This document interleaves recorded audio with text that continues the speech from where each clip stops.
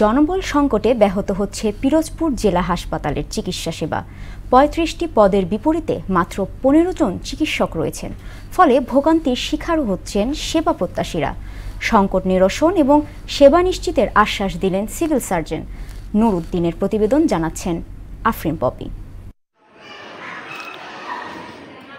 পিরোজপুর ১০০ শয্যার সদর হাসপাতালে প্রতিদিন গড়ে ৭০০ থেকে ৮০০ রোগী চিকিৎসা নিতে আসেন। চিকিৎসক সংকট প্রকট। ৩৫টি পদের বিপরীতে চিকিৎসক আছেন মাত্র ১৫ জন। আর যারা আছেন তাদের রোগীর চাপ সামলাতে হিমশিম খেতে হয়।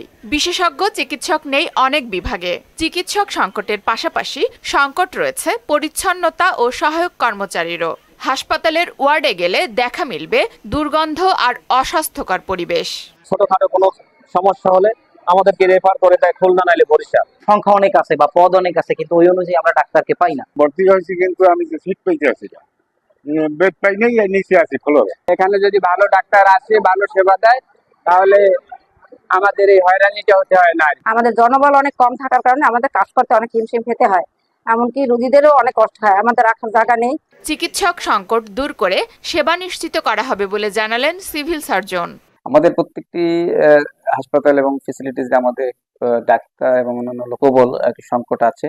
আমরা আমাদের এই লোকবল এবং ডাক্তারদের সংকটগুলি আমরা আমাদের কর্তৃপক্ষকে জানিয়েছি এবং ওনারা সেগুলি গ্রহণ করেছে। আমরা আশা করি এই লোক অতি শীঘ্রই চলে আসবে এবং আমরা আমাদের হাসপাতালগুলিতে আমরা ভালো সেবা দিতে পারব। ১৯৮৩ সালে প্রতিষ্ঠিত হওয়া ৫০ শয্যার এই হাসপাতাল ২০০৯ সালে ১০০ শয্যায় উন্নীত করা হয়। চিকিৎসক ও কর্মচারী সংকটে কাঙ্ক্ষিত স্বাস্থ্যসেবা থেকে বঞ্চিতদের চাওয়া সংকট নিরসনে দ্রুত পদক্ষেপ নেবে কর্তৃপক্ষ।